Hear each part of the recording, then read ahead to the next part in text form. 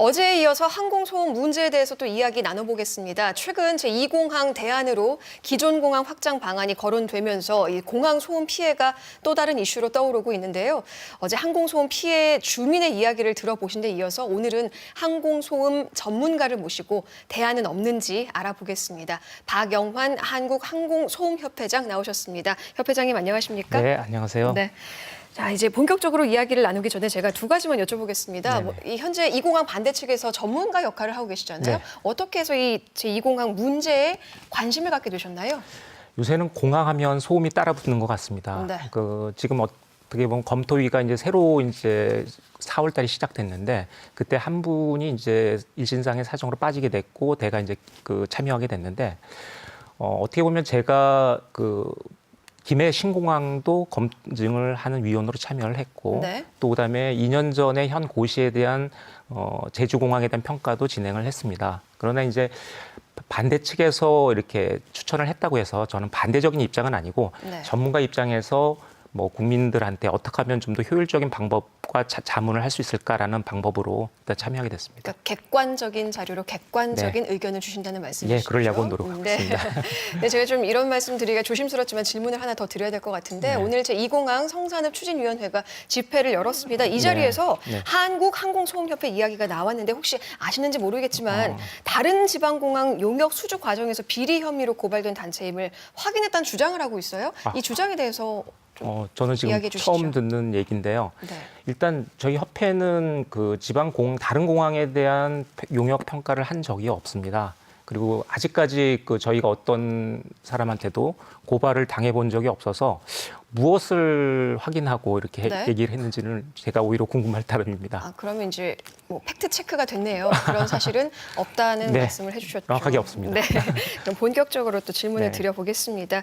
이 박 회장님이 관심을 받게 된 게 기존 공항 확장 시 소음 피해를 최소화할 수 있는 이제 방안을 제시하셨잖아요.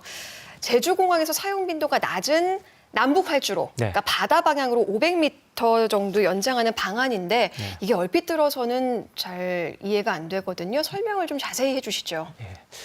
일단은 제주공항 활주로가 두 개가 있습니다. 그러니까 하나는 주로 이제 동서 활주로는 메인으로 쓰고 있고요. 주로 쓰고 있고요. 남북 활주로가 먼저 세워져 있었지만 지금 활용도가 3% 미만입니다. 네, 남북 활주로가 지금 그림에 보이는 짧은 바다 쪽으로 가는 활주로죠. 네. 그런데 이제 이 활주로를 활용하면서 현재 문제가 뭐냐면은 큰 기종은 뜰 수가 없습니다. 이륙거리가 짧아가지고. 그리고 그렇다고 해서 이걸 갖다가 큰 기종을 띄우기 위해서 바다 쪽으로 많이 내리긴 현실적으로 어렵기 때문에 현재 737과 같은 C급 기종을 이쪽으로 이륙을 전용으로 하는데 단지 조금 더 여름이라든가 그다음에 중량이 많이 나갔을 때 안전을 위해서 500m 정도를 더 활주로를 연장을 하는 방안 쪽을 이렇게 제안하고 있습니다. 좀 더 활주로를 연장을 하면 이제 소음 피해가 줄 수 있다는 말씀이신가요? 전체적으로는 한 40% 가까이 주는 걸로 저희는 예상이 됩니다. 40%? 지금 나오는 그림이 어떤 그림일까요? 지금 저 그림에서는 일단은 적색 부분은 저희가 이제 기존에 청색 부분은 기존에 이제 고시돼 있는 선이라고 보시면 될 것 같고요.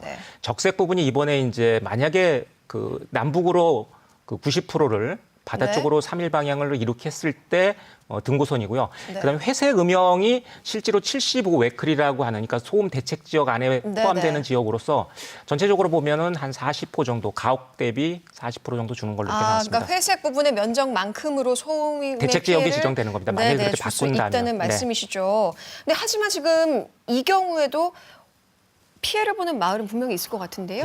전부 다 줄면 좋은데 지금 용담동 월성 쪽 그러니까 북쪽으로 이륙할 때 남쪽에 있는 마을 쪽은 비행기가 이륙하면서 발생되는 소음과 후류 때문에 피해가 조금 더 늘어날 거로 봅니다. 근데 이제 이것에 대한 것도 외국의 경우에는 이게 낮게 이륙하는 상태에 뒤에 후류와 그다음에 소음을 방지를 위한 방음벽 설치를 하는 사례가 많이 있습니다. 그래서 이쪽 월성마을 쪽은 그대로 두는 게 아니라 네. 이쪽을 집중적으로 소음이라든가 후류에 의한 분진을 줄이기 위해서 방음벽을 세우게 되면 설계해서 세우게 되면 지금 보이는 저게 그 방음벽이란 말씀이시죠? 네, 지금 뭐 그렇습니다. 고속도로에 있는 것 같은. 네, 그런. 그거보다는 조금 이제 그 후류, 그러니까 엔진 후류도 버틸 수 있고 그다음에 네. 높이도 좀 일반 방음벽보다는 좀 높아야 될 겁니다. 그 효과를 그러면 가지려면. 이제 월성마을 쪽 소음 피해도 어느 정도 줄일 수 있고 네. 분진 피해도 줄일 수 있다. 네. 이런 말씀이신 것 같은데요. 근데 지금 아까 뭐 500m까지 연장 말씀하셨는데 네. 남부 활주로를 연장을 하게 되면은 바다 쪽에 오는 피해도 있을 것 같은데요. 네, 바다를 그냥 매립을 하게 되면 네. 그 아무래도 생태계 변화라든가 여러 가지 따르는 문제가 발생될 걸로 예상됩니다. 그래서 네. 저는 그것을 갖다가 기둥을 올려서 파이를 박아서 기둥을 올려서 그 위에 건축물을 짓고 네. 그 밑에다가 생태계가 원활히 활동할 수 있도록 어류 생태계를 위해서 네. 수중 어초를 갖다가 만약에 지금 한다면 보이는 이게 수중 네. 어초인 거죠. 네. 네. 이런 것을 두게 되면 오히려 지금보다도 수중 생태계는 더 긍정적인 쪽으로 발전하지 않을까 이렇게 생각합니다. 근데 이게 그러니까 매립하는 게 아니라는 말씀이신 네. 건가요? 매립하지 않고 그럼 다리처럼 이렇게 교량을 놓는 그렇죠. 건가요? 교량과 같이 네. 교각으로 띄어서 올리는 겁니다. 그렇게 되면 지금 나오는 이제 도로도 살릴 수 있고 네. 그 위로 이제 활주로를 올리고 또 어초를 넣기 때문에 바다 생태계에는 큰 영향을 미치지 네. 않는다는 말씀이시죠. 네.